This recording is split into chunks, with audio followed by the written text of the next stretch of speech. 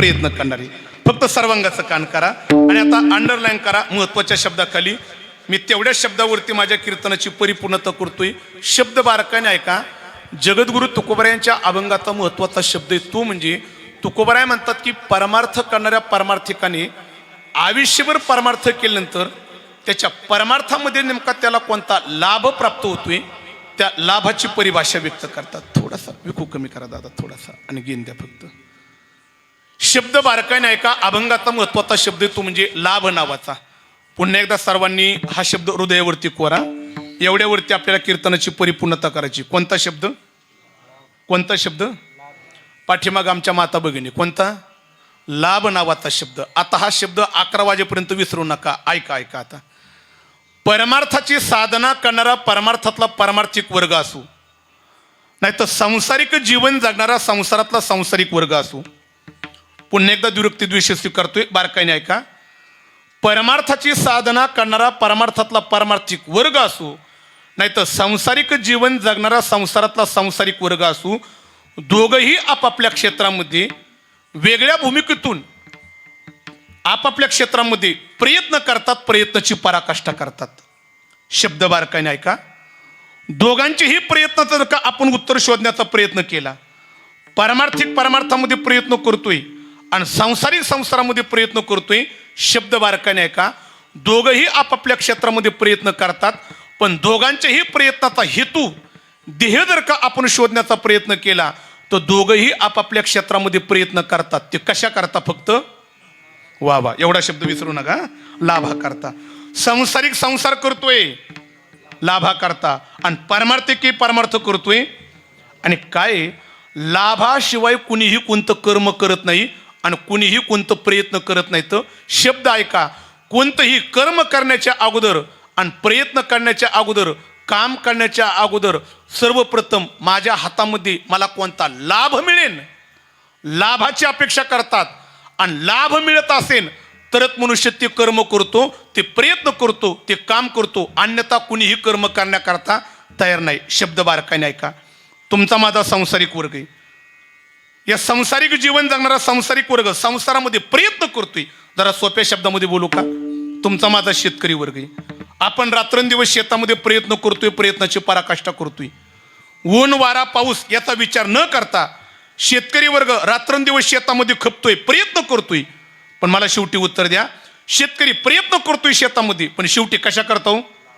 वा अजूनही तुमचा आवाज जरा बारीकच आहे. आवाज वाढन जरा शिक. जरा सोप्या भाषेमध्ये सांगतो ऐका ऐका. नोकरदार वर्ग आहे. दिवस उगवल्यापासून दिवस मावळेपर्यंत कंपनीमध्ये काम करतो. कशा करता? नाही अजून मला पाठीमागला आवाज येणार जरा शिक. जरा बारकाईने ऐका. इकडे पहा. व्यापारी वर्ग आहे. मार्केटला पहाटे 3:30 पावणे 4 वाजल्यापासून व्यापारी वर्ग मार्केटला खपवतोय. कशा करता? नाही मला पाठीमागला आवाज येणार बरं का. जरा तुम्ही इकडं माझ्याकडे थोडं बारकाईने बघा. आता नक्कीच मला वाटतं तुमचा आवाज वाढल्याशिवाय राहणार नाही. इकडं बघा इकडं बघा. आमच्यासारखे महाराज मंडळी सकाळी 10 ते 12 एक कीर्तन आणि 200-250 किलोमीटरचा प्रवास काटून संध्याकाळी 9 ते 11 एक कीर्तन दिवसातून 2-2 कीर्तन करतात. कशा करता हो? आता लय बरं वाटलं ना. लगा तुमच्यावर घेतल्यावर जाप्यावणी ऐकत आहे हो आणि आमच्यावर घेतल्यावर खसखस पिकती तुमची चांगली. असो असो तुम्हीही प्रयत्न करताय लाभा करतात आणि आम्हीही प्रयत्न करतोय लाभा करतात. लाभ जर का नसेल तर कुणीही कोणतं काम करण्याकरता तयार नाही. आणि मी म्हणेन लाभा करता प्रत्येकाने प्रयत्न करावात. पण शब्द ऐका. संसारिकाने शब्द बारकाईने ऐका. संसारिकाने धनुरूपी लाभा करता प्रयत्न करावा आणि परमार्थिकाने देवरूपी लाभा करता प्रयत्न करावा. विठाला विठाला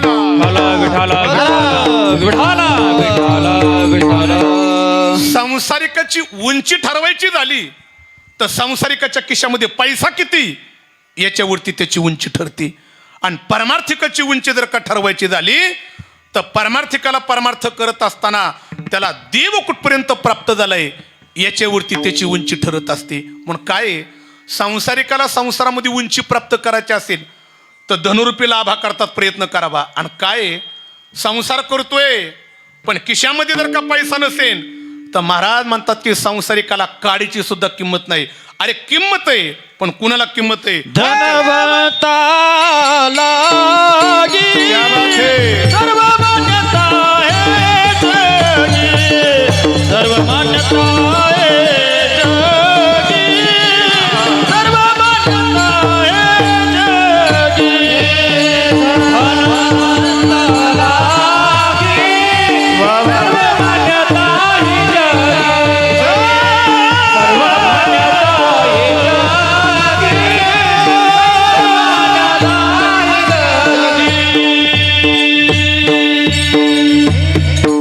चला पहिला दिवस सिंगललाच चला, बरं असून द्या.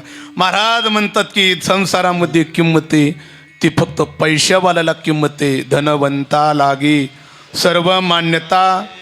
ते असे एक फार गोड वाक्य बरं का महाराज, फार गोड वाक्य, भाऊ फार गोड वाक्य. असं म्हटलेले कोणी काय, जोपर्यंत तुमचा माझा किस्सा भरलेला आहे का नाही, शब्द कळाले ते बघा, ते जोपर्यंत तुमचा माझा किस्सा भरलेला आहे का नाही, अख्खं गाव तुम्हा आम्हाला पाहिलं की वाकून नमस्कार केल्याशिवाय राहणार नाही. पण पुढचं शब्द ऐका, ज्या दिवशी तुमचा भरलेला किस्सा रिकामा होईल, कळालं तर बघा, ज्या दिवशी तुमचा माझा भरलेला किस्सा रिकामा होईल, अरे वाकून नमस्कार करणारे लोक तुमच्या खांद्याला खांदा जरी लागला तरी तुम्हाला ओळखणार नाहीत, कारण किंमत आहे ती तुम्हाला नाही, भरलेल्या किशाला किंमत.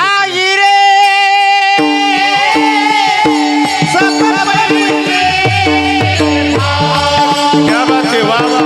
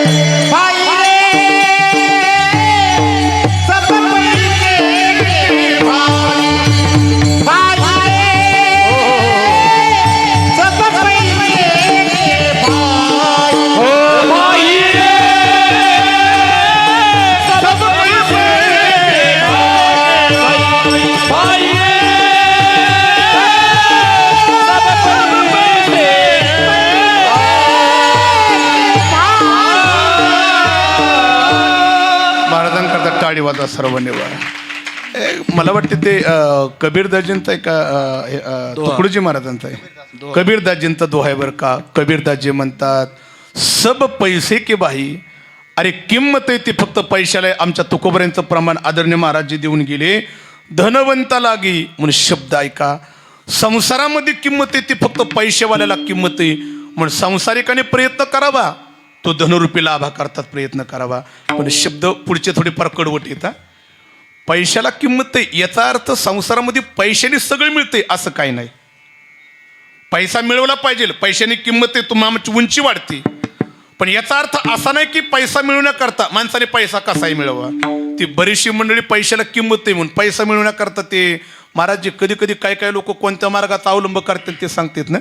मी ते आळंदीमध्ये 10 वर्ष असताना माझे 2 जिवलग मित्र होते, पण ती भाऊ माझ्यापेक्षा फार हुशार होती, बुद्धीने हुशार होती महाराज. ती त्या दोघांनी बुद्धीचा उपयोग करून घेतला आणि ती दोघं एकाच गावचे, संगमनेरची होती आणि मी दौंडचा. दोघांनी बुद्धीचा उपयोग करून घेतला आणि त्यातला माझा एक मित्र इंजिनियर झाला आणि त्यातला दुसरा मित्र माझा डॉक्टर झाला. आणि खरं सांगू का, जो डॉक्टर झाला का नाही त्यांनी आळंदी पुन्हा लगेच सोडलं, गावाकडे गेला आणि दवाखाना टाकला आणि लोकांची सेवा करू लागला. आणि माझा दुसरा मित्र इंजिनियर झाला, पुण्यातच थांबला, काम शोधू लागला. आणि मी महाराज झालो, मी दौंडला आलो. आणि तुम्हाला एक खरं सांगू का मनातलं, डॉक्टरला कमी नाही, इंजिनियरला कमी नाही, आणि महाराजांना आम्हाला तर अजिबातच कमी नाही बरं का. ती तिघाला कमी नाही बरं का. डॉक्टरची डॉक्टरकी चांगली चालली होती, इंजिनियरची इंजिनियरकी चांगली चालली होती, आणि आमची महाराजकी चांगली चालली होती. पण ते काय झालं, पाठीमागला 5-7 वर्षापूर्वीचा कालावधी सगळ्यांनाच भयानक गेला. कशाचा वा ध्यानात आहे, मी म्हणलं विसरले काय अजून, ध्यानात आहे. त्या कोरोनाच्या काळामध्ये काय झालं, माझा जो दुसरा मित्र इंजिनियर होता ना त्याची इंजिनियरकी जाग्यावर थांबली, तिथं आम्हीही जाग्यावर थांबलो. पण ते आमचा तिसरा जो मित्र होता ना, कोरोनाच्या काळात लोकांना रुपया मिळवत येत नव्हता, आमच्या तिसऱ्या मित्राने कोरोनाच्या काळामध्ये खोऱ्यानेच पैसा वाढला. कुणी, तुम्ही म्हणा, मी नाही म्हणणार, मला लांब जायचे. खोऱ्यानेच पैसा वाढण्याचं काम केलं. आणि मग माझा जो इंजिनियर मित्र होता ना तो गावाकडे गेला आणि त्याने पाहिलं जिथं मित्राची महाराजांची महाराजकी थांबली, माझी इंजिनियरकी थांबली, पण आमचा तिसरा मित्र डॉक्टर झालेला कोरोनाच्या काळामध्ये रुपये मिळवत येत नाही, हा ना खोऱ्यानेच पैसा उडतोय. अरे सगळा पैसा ठासून भरलाय, तो डॉक्टरकीमध्येच पैसा ठासून भरलाय, काय नाही म्हणला, पैसा जर का मिळवायचा असेल, हा लाभ जर का मिळवायचा असेल, इंजिनियर की सोडावं लागन आणि डॉक्टर की चालू करावं लागन. आता काय माझ्याकडं डॉक्टर की चालू करण्याकरता तिसऱ्या दिवशी इंजिनियर की सोडली आणि गावामध्ये दवाखाना टाकला. कुणी? इंजिनियरने. हा, पण अख्ख्या गावाला माहित होतं ही डॉक्टर नाही, कोण आहे? इंजिनियर आहे. याच्याकडं कुणीच जात नव्हतं. दवाखाना बंद पडायची वेळ आली. पण आठवडाभराने काय झालं, त्या गावात एक दोतरावलं म्हातारं आलं. बैलगाडीचा प्रवास केला, अंग दुखायला लागलं. पाहुण्यांकडे उतरलं. पाहुण्यांना म्हणलं अंग दुखतंय, इंजेक्शन गेला, कोणत्या दवाखान्यात जाऊ? पाहुणं म्हणले 2 दवाखान्यात. कुठं जा? म्हातारं घराच्या बाहेर पडलं, 2 दवाखाने दिसलं. पण मोकळा दवाखाना नेमका दिसला कुणाचा? इंजिनियरवाल्याचा. आता पहिलंच पेशंट गावलं ना त्याला. काय होते काय नाही म्हणला, नेहमीच म्हणला बैलगाडीचा प्रवास, अंग दुखतं, इंजेक्शन द्या आणि अंग मोकळं करा. 2च मिनिटात अंग मोकळं करतो म्हणला. म्हातारा आतमध्ये घेतलं, झोपवलं, दिलं इंजेक्शन. पण ती इंजेक्शन दिलं, म्हातारं पडल्यात म्हणा, डॉक्टर साहेब झालं काय? डॉक्टर म्हणले मागाशी इंजेक्शन दिले, उठा. उठा म्हणलं. म्हातारा उठलं, पटकून डॉक्टर तर दोन्ही पाय धरलं. डॉक्टर म्हणले पाया पडा, काय झालं? म्हातारा म्हणला याड लागलं काय?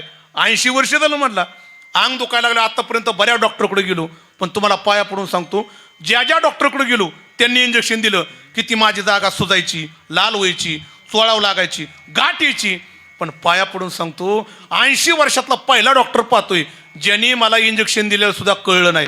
आता कळणं कसं? ह्याने इंजेक्शन म्हाताऱ्याच्या दोतराच्या काष्ट्यात दिलं होतं. ही डॉक्टर नव्हतं, डॉक्टर नव्हतं. कोण होतं ही? पण कशा करता चालतं? पैसा करता चालतं. एवढ्याने काही त्याला पैसा मिळाना, बरं का, एवढ्याने काही त्याला पैसा मिळाना. आणि मग त्यांनी पैसा धनरूपी लाभ मिळवण्याकरता त्यांनी काय केलं, दवाखान्याच्या बाहेर बोर्ड लिहिला. काय लिहिला? माझ्याकडं इलाजा करता या, ज्याला फरक पडन मी त्याच्याकडून फक्त 300 घेणार, आणि ज्याला फरकच पडणार नाही माझ्या औषधाने मी त्याला पदरचं 1000 रुपये देणार. गावाने विचार केला, चांगला डॉक्टर आहे, फरक पडला तर आणि नाही पडला तर आता काय? माझ्याकडं खऱ्या मित्राचा दवाखाना बंद पडला, सगळी माणसं याच्या दवाखान्यात कशाला? 1000 करता. हा, मग खऱ्या मित्रांनी विचार केला, मी जातीवंत डॉक्टर आहे, पेशंट माझ्याकडे आहे ना, आणि याच्याकडेच येतात. म्हणला काय औषध आहे ती तरी पावा. आणि ह्याने दवाखान्याच्या बाहेर बोर्ड वाचला. काय लिहिलं होतं? फरक पडला तर 300 द्या आणि नाही पडला तर 1000 घेऊन जा. मग ह्यानी विचार केला, औषधा करता इलाजा करता कोणी देत नाही, 1000 करता येतात. काय नाही म्हणला, आपण जातीवंत डॉक्टर आहे म्हणला, ह्याच्या दवाखान्यात पेशंट होऊन जायचं आणि फरकच पडला नाही म्हणायचा आणि मित्राला 1000 टाकायचा. गेला दवाखान्यामध्ये. 2 मित्राची भेट, तुझं बरं आहे का माझं बरं आहे का? ते म्हणला गप्पा गोष्टी म्हणला संध्याकाळी नंतर करू. पण म्हणला बाहेर पेशंटची लाईन लागली, तू माझ्या दवाखान्यात कशा करता आलाय? काय नाही म्हणलं, खरं सांगू का, मी जातीवंत डॉक्टर आहे, पण ती 3 दिवस झालं कोरोनाच्या काळात माझ्या जीवाला चवच नाही. म्हणला चवीन असं काहीतरी कर. ते म्हणला खरं सांगू का, तुझी इतका हुशार नाही, पण 2च मिनिटात तुझ्या जीवाला चव आणतो, कॉटवरती झोप. आता ते झोपलं. झोपल्यानंतर याने हाताखालच्या पोराकडे पाहिलं, ए पलीकडच्या कोपऱ्यात 3 नंबरची बाटली घे आणि 2 थेंब त्याच्या जेबावरती टाक. जरा इकडं माझ्याकडे बारकाईने बघा. त्या बाटलीमध्ये होतं पेट्रोल. जसं पेट्रोल तो थेंब जेबावरती पडलं का नाही, ही उठलं मोठ्याने म्हणला, मित्रा अरे येडाय काय, याच्यामध्ये पेट्रोल आहे की? ते म्हणला बाकी सगळं जाऊन दे, तुझ्या जीवाला चव आली, पहिलं 300 रुपये काढा. 1000 करता गेलो म्हणला, ह्यानेच मला 300ला टाकलं म्हणला. आता रात्रभर झोपच लागल नाही म्हणला, 1000च्या नादात 300 गेलं म्हणला. आता काय नाही, दुसऱ्या दिवशी म्हणला किती औषधे देऊन दे, फरकच पडला नाही म्हणायचा. आणि आज 1000 रुपये घेऊनच यायचं. परत दवाखान्यात गेला. मित्रा जीवाला चव आली की? मग आज कशाला आला?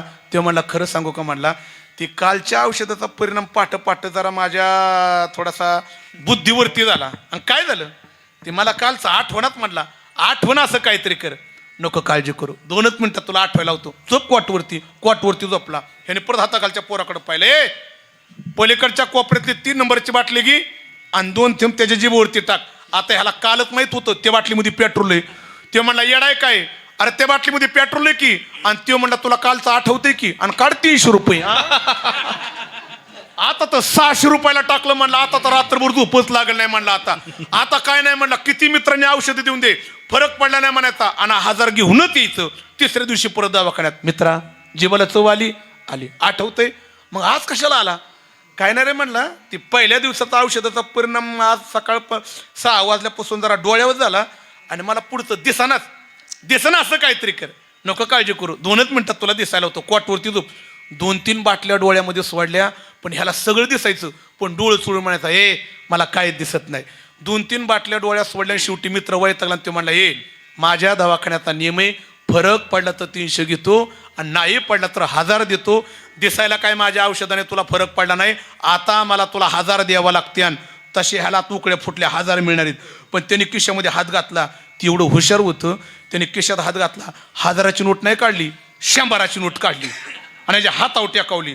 ह्याने जसं पाहिलं का नाही डोळं चोळून, आणि डोळं चोळून म्हणतोय, मित्रा हे काय 1000 आहेत काय, ही 100 आहेत की. आणि तो म्हणा तुला दिसतंय की, आणि काढ 300 रुपये. माझा दृष्टांत संपला. बारकाईने ऐका, पैशाला किंमत आहे, जरूर किंमत आहे, पण महाराज म्हणतात की याचा अर्थ असा होत नाही तो धनरूपी लाभ मिळवत असताना कोणत्याही मार्गाने मिळवायचा. महाराज म्हणतात की कोणत्याही मार्गाने मिळवू नका. अरे धनुर जोडोनी आधाना उत्तम व्यवहारे, जोडोनी आधाना उत्तम व्यवहारे, ओ जोडोनी आधाना, जोडोनी आधाना, जोडोनी आधाना उत्तम व्यवहारे, जोडोनी आधाना उत्तम जोडोनी आधाना उत्तम व्यवहारे, जोडोनी आधाना, जोडोनी आधाना, जोडोनी आधाना उत्तम व्यवहारे, जोडोनी आधाना उत्तम व्यवहारे, जोडोनी आधाना उत्तम व्यवहारे, जोडोनी आधाना, जोडोनी आधाना, जोडोनी आधाना उत्तम व्यवहारे, जोडोनी आधाना, जोडोनी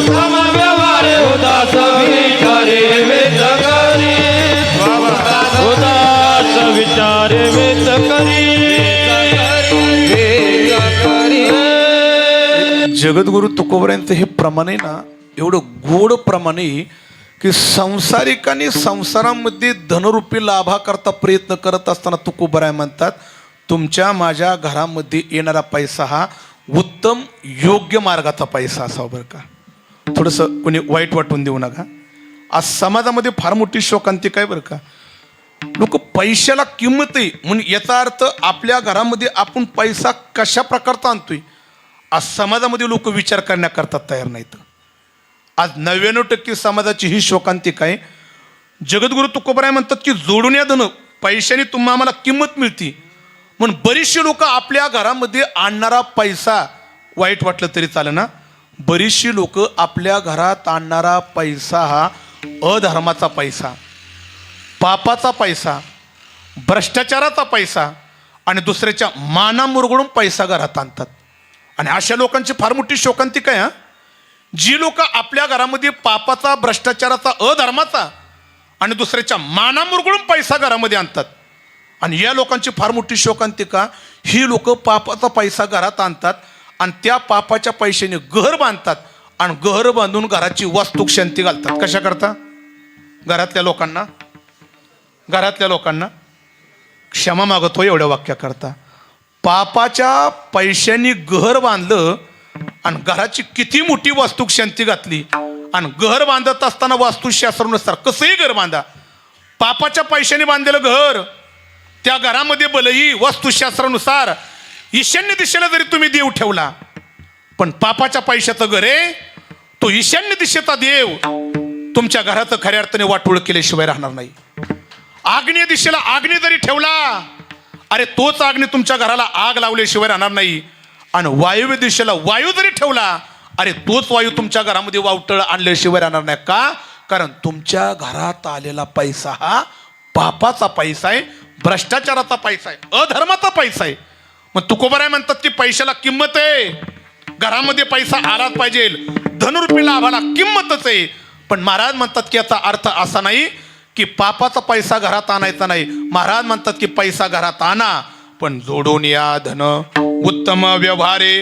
आणि एक वाक्य घ्या, जर पापाचा पैसा घरात जर का आणला तर तुकोबाराय म्हणतात की तो पापाचा पैसा तुम्हाला सुख देणार नाही, याच्यात नवल नाही. ज्या मुलांकरता पैसा कमवून ठेवताय, तुकोबाराय म्हणतात की तुमच्या पुढच्या पिढीला सुद्धा तो पैसा सुख देणार नाही. मी म्हणत नाही, तुकोबाराय म्हणतात साचवुनी धन लावी पुरासी भांडण नाही नारायण. तुका म्हणे स्मरला स्मरला साठवणी धन लावी पोरासी भांडण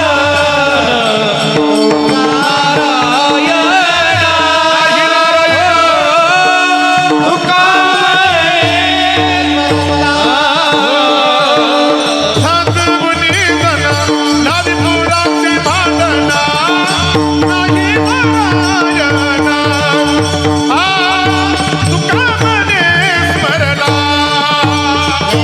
साठवणी धन लावी पोरासी भांडण नाही नारायण. तुका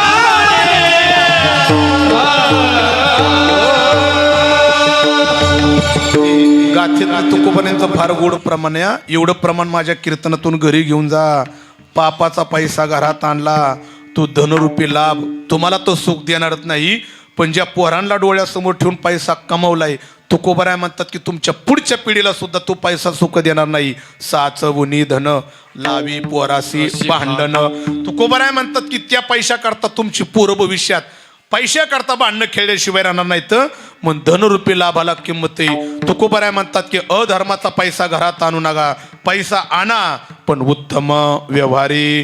काही साधकांनी आमच्या तुकोबाऱ्यांचं पाय धरलं, महाराज आम्हाला हा धनरूपी लाभच नको. अहो जो लाभ जर का आमच्या पुढच्या पिढीला जर का दुःख देतोय, आम्हाला हा लाभच नको. महाराज पाया पडून विचारतो, आम्हाला असा लाभ सांगा की जो लाभ आमच्या पदरामध्ये पडला की आम्हाला चिरंतन काळ सुख भेटलं पाहिजे. आता अंडरलाईन करा, चिरंतन काळ सुख जर का मिळवायचं असेल तर तुकोबाराय म्हणतात धनरूपी लाभाकरता प्रयत्न न करता परमार्थामध्ये देवरूपी लाभाकरता प्रयत्न करा. विठाला विठाला विठाला विठाला विठाला.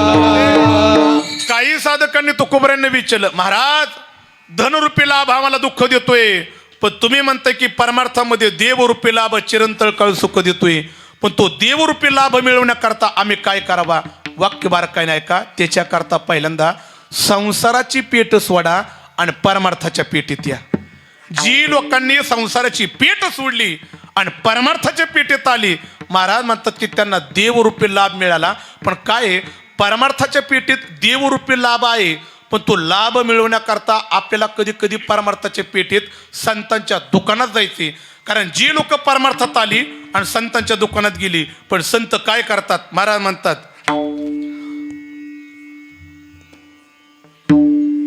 घातला दुकान ही दुकान, घातला दुकान हो दुकान घातला दुकान घातला दुकान ही दुकान घातला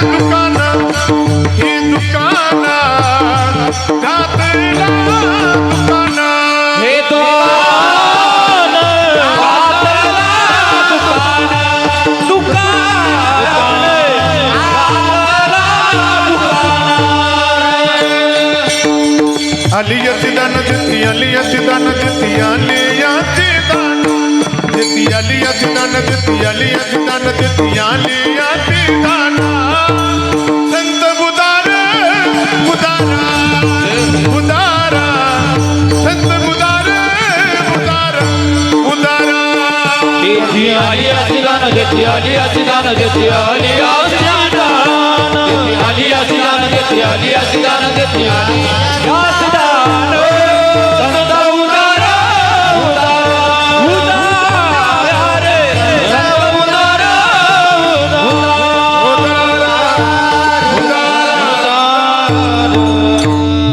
परमार्थाच्या पेठेमध्ये गेल्यानंतर संत उदार आहेत. मुक्त हस्ताने संत तुमच्या माझ्या हातामध्ये दान देण्याकरता तयार आहेत. पण ते दान जर का कोणतं असेल तर देवरूपी दान आहे. विठाला विठाला विठाला विठाला विठाला देवरूपी दान तुमच्या माझ्या पदरामध्ये पडेल. पण त्याच्याकरता कधी कधी आपल्याला संतांच्या दुकानात जावं लागेल. आपली ती फार मोठी शोकांतिक आहे. आपण नुसतं म्हणायला परमार्थात येतो पण आपण संतांच्या दुकानात कधी जात नाही. खरं सांगा, इथून पंढरपूरचं अंतर किती बरं? इथून सावडीतून 100 किलोमीटर. पंढरपूरला तुम्ही बऱ्याच वेळा गेल्या, तुमच्या चेहऱ्यावरचा भाव सांगतोय. मला खरं सांगा, पंढरपूरला गेल्यानंतर आपण खरंच संतांच्या दुकानात जातो का? नाही, जरा खरं बोलू का? आमचं गडी जर का पंढरपूरला गेलं तर गड्यांचं दुकान गोंगड्यांचं आणि बायांचं दुकान नाही. तुम्ही म्हणा, मी नाही म्हणणार. हा. गडी जर का गेलं तर गडी गोंगड्यांच्या दुकानात आणि बाया जरी गेल्या तरी बांगड्यांच्या दुकानात. एक वाक्य लक्षपूर्वक आहे का? आपण कधी परमार्थात गेल्यानंतर संतांच्या दुकानात जातच नाही. शब्द लिहून घ्या. आता जर का कधी पंढरपूरला गेली तर पंढरपूरला गेले तर पंढरीच्या पेठेमध्ये माझ्या नामदेवरांचं एक दुकान आहे तिथे. कधी आळंदीला गेले तरी आळंदीच्या पेठेमध्ये विश्वमौली ज्ञानोबरायांचं दुकान आहे. कधी दिहुला जर का गेले त्या दिहूच्या पेठेमध्ये माझ्या जगद्गुरु तुकोबरायांचं दुकान आहे. आणि कधी पैठणला जर का कधी गेले तर पैठणला माझ्या नाथ बाबांचं दुकान आहे. आणि जी माणसं अशा संतांच्या दुकानामध्ये गेली तर संत त्यांना मुक्त हस्ताने आपल्या दुकानातील देव नावाची वस्तू देतात. पण काय, संतांच्या दुकानामध्ये जाण्याकरता आणि देव हातामध्ये मिळण्याकरता त्यालाही कुठेतरी भगवंताची कृपाच लागते बरं का. कारण कृपेशिवाय काहीच होत नाही. संतांच्या अभंगाकडे वळणं आणि संतांकडे जाणं आणि भगवंत आपल्याला मिळणं याच्याकरता हे भगवंताची काय लागती? कृपा लागते. मग ती कुणी ते असे गोड शब्दामध्ये गाताना त्यांनी फार गोड म्हटले. त्यांनी म्हटलेले, लागली सियास मला गोडी अभंगाचे ही लागली सियास मला गोडी अभंगाची कृपा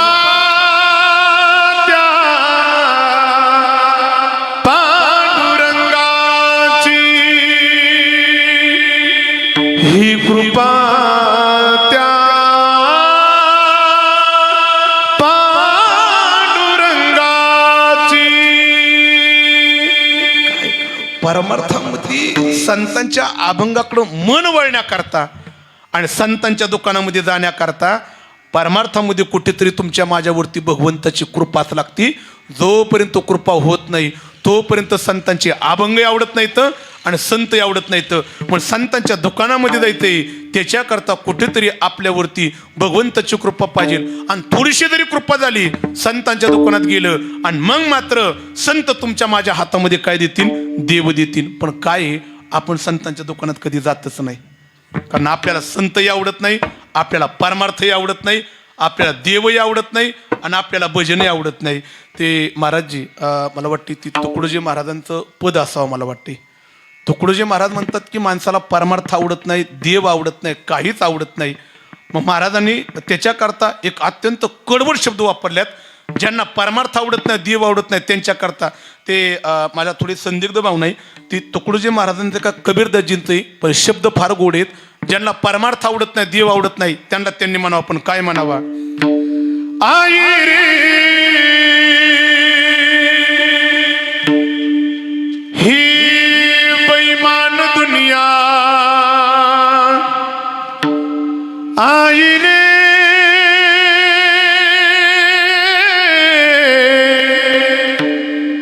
आई रे ही बेईमान दुनिया आई रे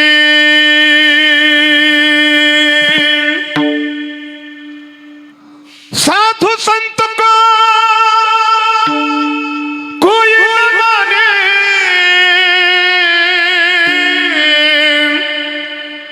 ही साधु संत को कोई न माने हिजड़ों को ही बहुमान रे आई रे ही बेईमान दुनिया आई रे मला वाटते ती कबीरदाजींचं आहे बरं का कबीरदाजींचं आहे ही दुनिया बैमान दुनियाला कधी संत आवडत नाहीत ही बैमान दुनिया कधी आमच्या संतांच्या दुकानामध्ये जातच नाही आवडत नाही ती बैमानाची व्याख्या एवढीच नाही बरं का ते अशी पुढं कबीरदाजींनी बैमानाची सुंदर व्याख्या करताना म्हटलं पुढं त्यांनी म्हटलं बैमान नेमकं कोणाला मानावा माँ बाप को कोई ना माने ही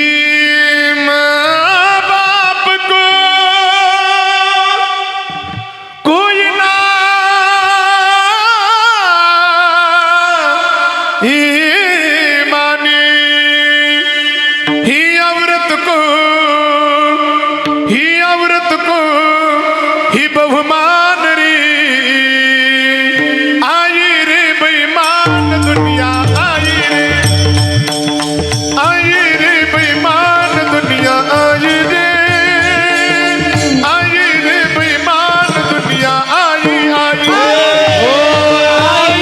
बेईमान दुनिया आई रे बेईमान दुनिया आई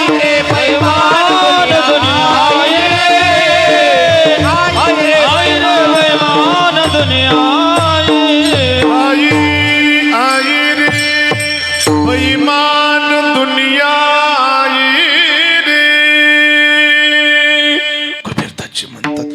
सगळी दुनिया बैमान आहे आणि या बैमान दुनियेला कधी संत आवडत नाही तर देव आवडत नाही परमार्थ आवडत नाही देश आवडत नाही धर्म आवडत नाही महाराज म्हणतात की अशी बैमान दुनिया आमच्या कधी संतांच्या दुकानात जाऊ शकत नाही पण शब्द ऐका कुठेतरी आपला बैमानपणा बाजूला ठेवा आणि कधीतरी मुक्त हस्ताने आमच्या संतांच्या दुकानात जा संत तुम्हाला नाराज करणार नाही तर संत तुमच्या माझ्या हातामध्ये काय देतील तर दुकानातला देव देतील आणि ज्याला देव मिळाला त्याला चिरंतन काळ सुख मिळालं पण एवढा शब्द ऐका संत देव हातात देतील पण मिळालेला देव तुम्हा आम्हाला कळला पाहिजे ना ते असा एक फार गोड सिद्धांत आहे जीवन जगत असताना व्यवहारामध्ये मिळण्यापेक्षा ते मिळालेलं कळणं फार महत्वाचं असतं वस्तू मिळाली पण मिळून वस्तू जर का ती वस्तू नाही कळाली तर वस्तू मिळून सुद्धा वस्तूचा उपयोग होत तसा परमार्थामध्ये देव मिळाला पण मिळालेला देव जर का तुम्हा आम्हाला नाही कळाला तर देव मिळून सुद्धा देवाचा उपयोग होत ते महाराजजींना माहिती मी नेहमीच गातो तसा परमार्थामध्ये देव मिळेल हो पण मिळालेला देव कळला पाहिजे पण ती देव कळणं एवढंही सोपं नाही भल्यांना कळला नाही तो कोणाला कळला नाही वेळ कमी असल्यामुळे एकच उदाहरण देतो देव नेमका मिळून कुणाला कळला नाही वर्णन करताना म्हटलं ही वेदा नाही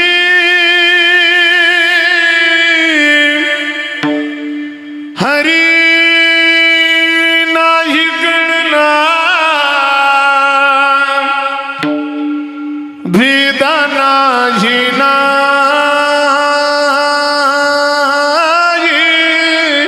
नाही गणला वेद नाही हरी नाही गणला नाही गणला नाही गणला ना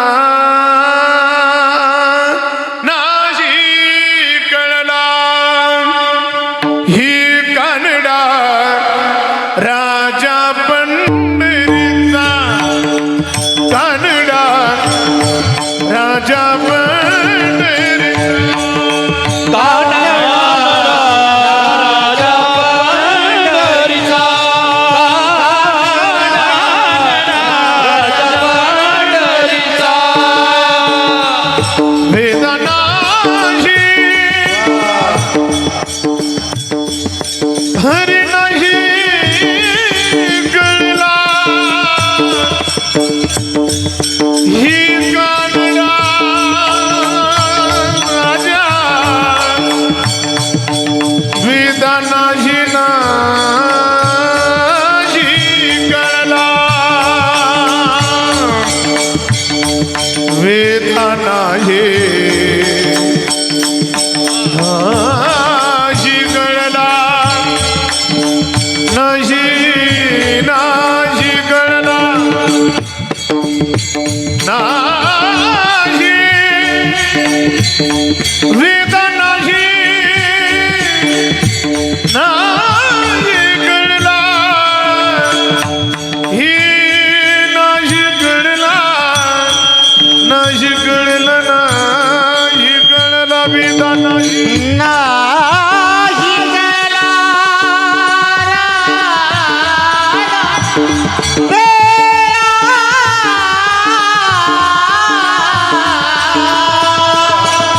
रे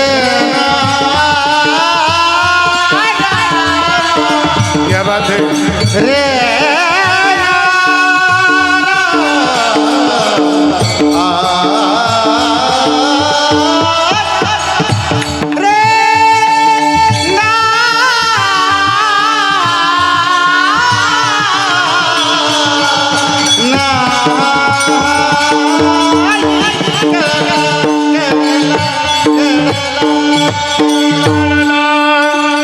वेद नाही ही नाही कळला नाही कळला नाही कळला नाही कळला कळला राजा पंढरीचा राजा पंढरीचा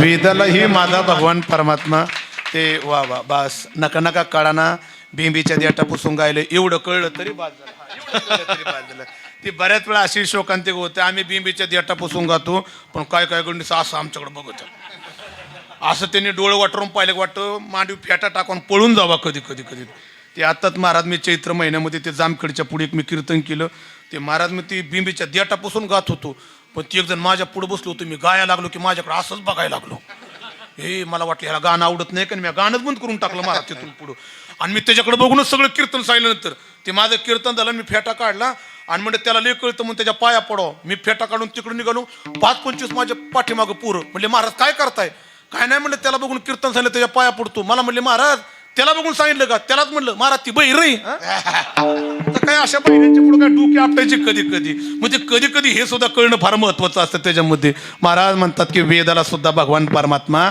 मग मला उत्तर द्या वेदाला जर का कळला नाही जरा थोडं इकडं बघा वेदाला जर का कळला नाही आपल्याला कळण का नाही नाही इकडे माझ्याकडं नाही नाही वेदाला कळणं आपल्याला कळण का नाही लय पण बार काही नका बघू का माहिती का कारण आपल्याला काहीच कळत नाही ते मी कधी कधी मी असं महाराज पुढे जाऊन बोलतो काय काय लोकांना तर आपल्याला कळत नाही हे सुद्धा त्यांना काय हे पण नाही कळत कमीत कमी कळत नाही एवढं तरी आपल्याला काय व्हावा कळावा काय काय लोकांना तर कळत नाही हे सुद्धा काय कायला कळत ती कळत नाही हे तरी कळावं मी आता ती पंढरपूरला गेलो मध्ये मी पंढरपूरला बिघून इष्टी पकडली मला गाडी न्यायचीच नव्हती भाऊ बरं का इष्टीमध्ये बसलो कंडक्टर माझ्या पैशाला मला म्हणला महाराज तिकीट मी पटकन उठून भरायलो मला एक फुल तिकीट दिलं लगेच दिलं त्याने मला माझ्या शेजारी बसला तर कंडक्टर म्हणला तुला काय वेगळं सांगायचं का तिकीट तेव्हा म्हणला मला 2 फुल तिकीट द्या मी विचार केला मी एकटाच आहे एक तिकीट बरोबर आहे पण हे पण एकटाच आहे पण ह्याने 2 तिकीटं का घेतल्यात मला रावलत नाही मी म्हणलं मित्रा 2 तिकीटं का घेतली ते म्हणला महाराज मी येडा नाही मग मला 2 तिकीट का घेतलात ते म्हणला महाराज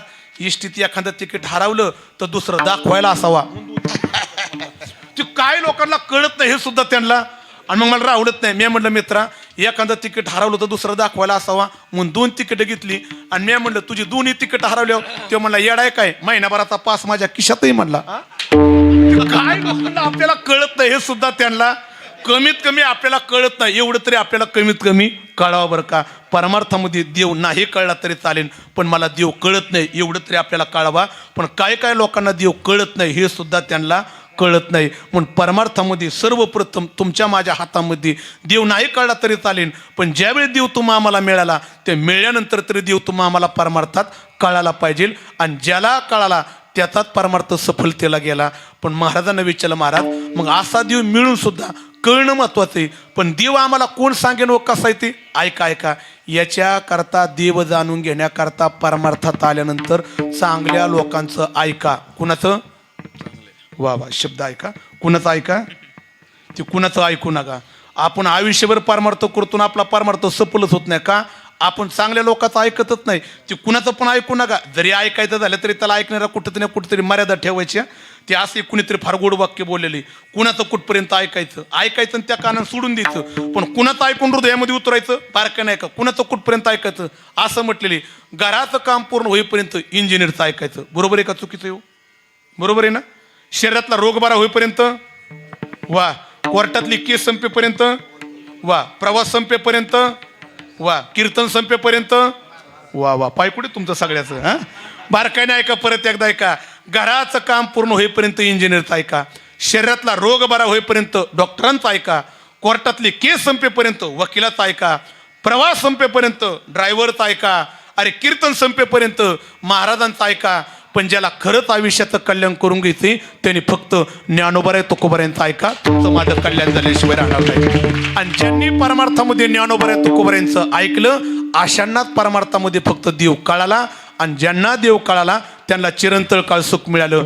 आणि मग मात्र बरोबर 11ला 5 मिनिटं कमी असताना आता तुकोबाऱ्यांचं पाय धरलं. महाराज तुमच्या माध्यमातून आम्हाला देव मिळाला आणि देव कळाला, पण असा देव जर का आम्हाला कळल्यानंतर आम्ही प्रत्येक गोष्ट करत असताना, प्रयत्न करत असताना, आम्ही कोणतेही काम करत असताना आम्ही अपेक्षा करतो कशाची?